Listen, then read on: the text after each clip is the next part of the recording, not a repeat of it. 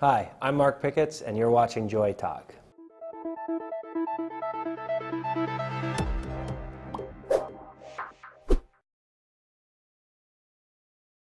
STEAM is a real focus on science, technology, engineering, arts, and mathematics. It's an area, being an all-girls school, that we believe in deeply. We do recognize a gender gap in these fields in the workforce, and we want to impact that gap directly from Hamline.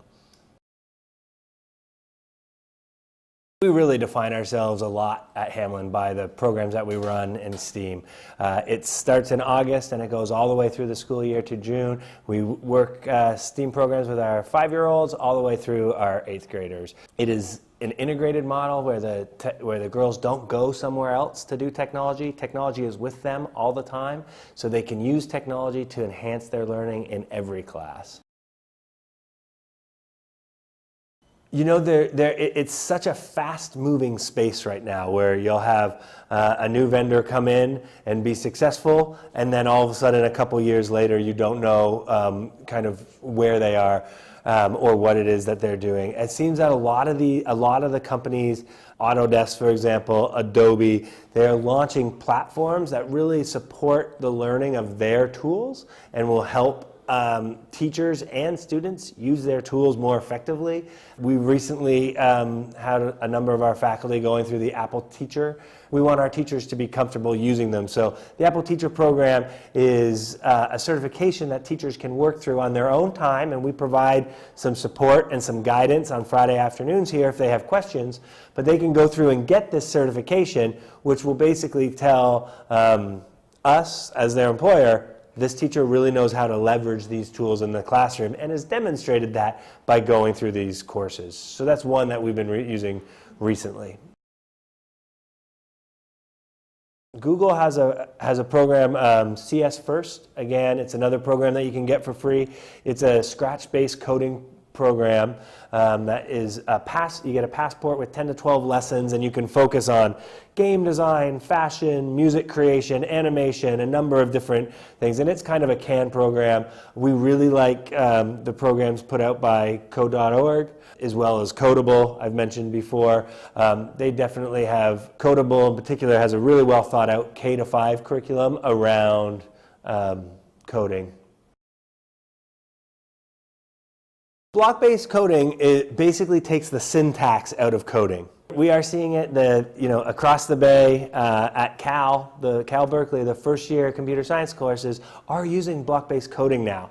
And that's because what's important about coding and the instruction of coding is not learning the intricacies of the syntax, but it's really learning the concepts. It's really learning how to think as a coder. So we know that the coding languages that we're using with our girls today, by the time they enter the workforce, very likely are not going to be the coding languages that are being used, but the concepts, the thinking, the computational thinking is going to be used, right? So that's why we focus on that. So some of the block-based work that we have, we use Hopscotch, we use a lot of Scratch, as well as Scratch-X when we're controlling pieces, and a number of different block-based coding languages. Our coding and robotics programs are separate streams, right? We have a K through 8th coding stream, a K through 8th robotics stream.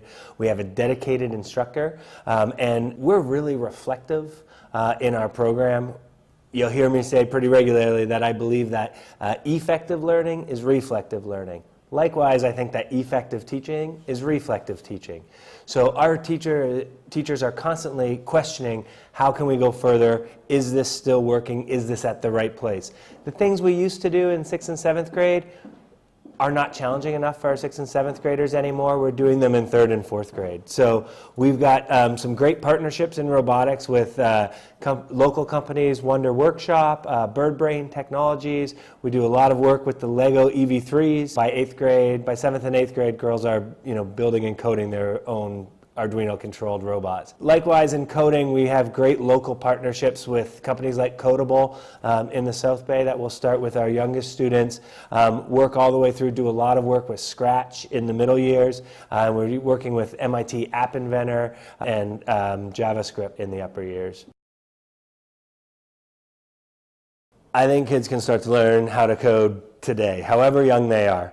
I believe it's really important to get that at that youthful age because there's no roadblocks. If you ask a 3, 4, 5, 6-year-old, they can do anything, and they believe they can do anything, and they can do anything.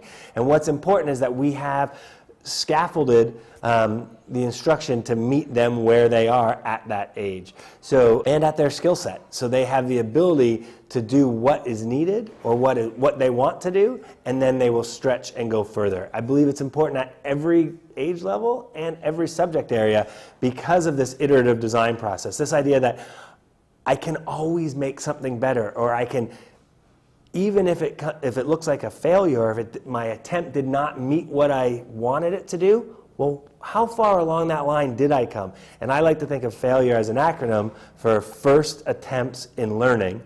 And so when that situation, that code that I built didn't quite do what I wanted it to do, then I go back, I reflect on what I've done, I change the program and get a little further. And when I get to the point where I can't fix it, then I can ask my colleagues, ask my classmates, ask my teacher for some further support to take it to the next level. Absolutely. I'm a firm believer that everybody should learn some computational thinking or how to code so they understand the things that they're interacting with every day, how they work. And again, we want our girls to not only be women who can use technology, but that they can use technology to create their dreams and build their dreams. Coding is a way of thinking.